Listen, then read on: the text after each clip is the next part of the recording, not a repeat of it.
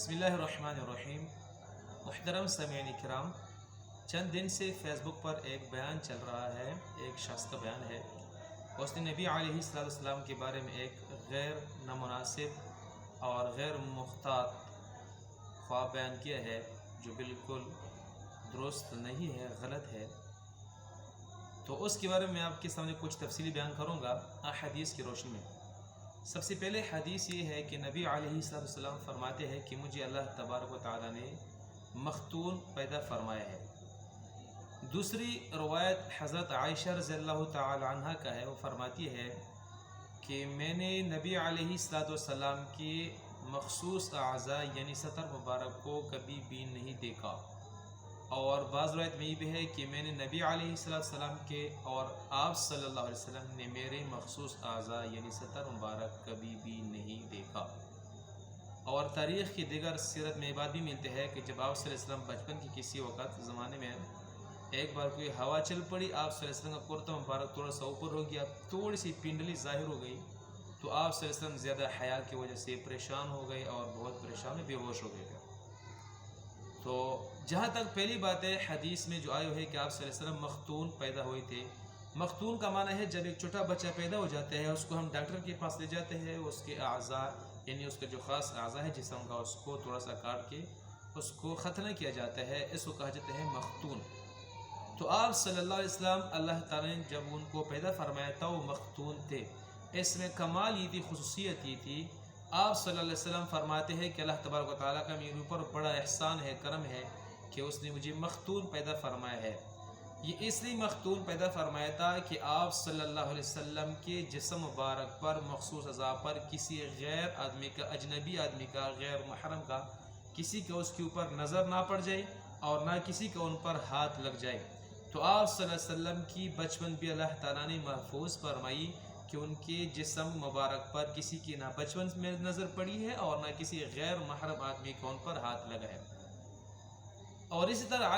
دوسری جو حدیث ہے عائشہ رضی اللہ عنہ کا جو قول ہے، تو اس کے بارے میں بات یہ ہے کہ آج کے دور میں ہم کوئی بھی آدمی جب آپس میں دو بندے شادی، میاں بیوی شادی کر لیتے ہیں، تو مرد کا سارا جسم عورت کے لیے اور عورت کا سارا جسم مرد کے لیے حلال ہے، جائز ہے، جو کچھ کرے جیسے کرے ان کے لیے سب کچھ حلال ہے، کوئی حرج نہیں ہے اس میں۔ لیکن اس کے باوجود بھی عائشہ رضی اللہ تعالیٰ عنہ فرماتی ہے کہ میں نے آپ صلی اللہ علیہ وسلم کے جسم مبارک یعنی مخصوص اعضاء کو کبھی بھی نہیں دیکھا، اور اسی طرح آپ صلی اللہ علیہ وسلم نے میرے مخصوص اعضاء کو کبھی بھی نہیں دیکھا۔ یعنی میاں بیوی جب ان کا آپس میں سب کچھ حلال اور جائز ہو جاتا ہے، اتنے محتاط اور اتنے حیادار، اتنے عزت والے، عظمت والے تھے کہ پھر بھی ایک دوسرے کے مخصوص اعضاء کو کبھی بھی نہیں دیکھا ہے۔ پھر آپ صلی اللہ علیہ وسلم اتنے حیادار تھے، وہ نبی، وہ پیغمبر جس کی بچپن بھی محفوظ ہو، کسی غیر محرم ڈاکٹر طبیب نے بھی ان کو نہ دیکھا ہو، اور وہ پیغمبر جس کی جوانی بھی محفوظ ہو،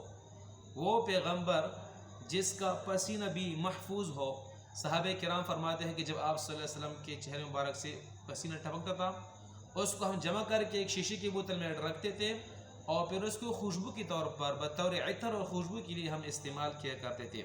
وہ پیغمبر جس کی داڑھی کے بال آج تک پوری امت کے پاس محفوظ ہے، برکت کے لیے، تبرک کے لیے پوری امت نے اپنے پاس داڑھی مبارک کے بال رکھے ہیں، منہ مبارک کے، سر مبارک کے بال پوری امت کے پاس آج کل موجود ہے، پائے جاتے ہیں دنیا میں۔ وہ پیغمبر جس کا جو بچپن، پھر جوانی، پسینہ، جسم کے بال اور شادی کی بعد والی زندگی ازواج مطہرات کے ساتھ وہ بھی محفوظ، یہاں تک کہ اپنی بیوی عائشہ رضی اللہ تعالیٰ عنہ کی نظر بھی ان پر نہیں پڑی۔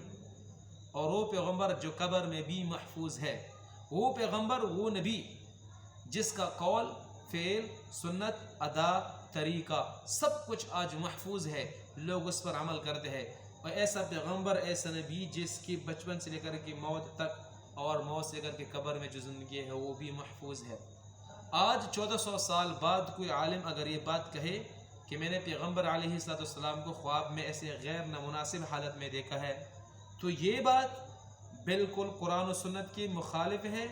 قرآن و سنت کے ساتھ ٹکراتی ہے، شریعت کے مخالف ہے۔ اور ہر وہ بات، ہو قول، ہو فعل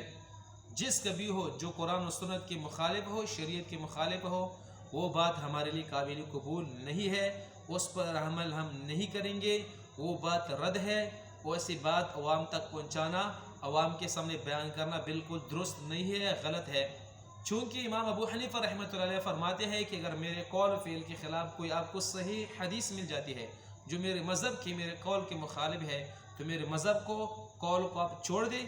اور نبی کریم صلی اللہ علیہ وسلم کے حدیث مبارک پر آپ عمل کریں۔ آپ کے لیے حدیث پر عمل کرنا لازمی ضروری ہے، میرے قول کو چھوڑ دیں۔ تو صحیح حدیث میں آپ صلی اللہ علیہ وسلم کے بارے میں بات آتی ہے کہ بچپن میں بھی محفوظ تھے اور شادی کے بعد زندگی میں بھی محفوظ تھے، ان کا ہر قول فعل ادا محفوظ ہے۔ لیکن اگر آج کے دور میں کوئی عالم کہے، کوئی بزرگ کہے، جو بھی ہے، ایسی بات کرے کہ نبی علیہ السلام کو ایسی غیر نامناسب حالت میں دیکھا ہے، یہ بات بالکل غلط ہے، درست نہیں ہے۔ اور ایسی بات عوام تک بتانا، عوام تک پہنچانا، اسٹیجوں پر ایسے بیانات کرنا، یہ بالکل درست نہیں ہے، غلط ہے۔ احادیث میں، کتب میں تو بہت سارے واقعات ایسے ہوتے ہیں کہ عوام تک بتانے کی نہیں ہوتی، عوام کو وہ پڑھانے کی نہیں ہوتی ہے، ہر بات آگے تشہیر کرنے کی نہیں ہوتی۔ جو کچھ بھی انسان کے اندرونی معاملات ہوتے ہیں، ایسے خوابیں لوگوں کے سامنے سنانا بالکل غلط ہے۔ لوگوں کے اندر، امت کے اندر ایک انتشار پیدا ہو جاتا ہے اور لوگ اسے مختلف قسم کے غلط وسوسے سے اور غلط مطلب لے سکتے ہیں۔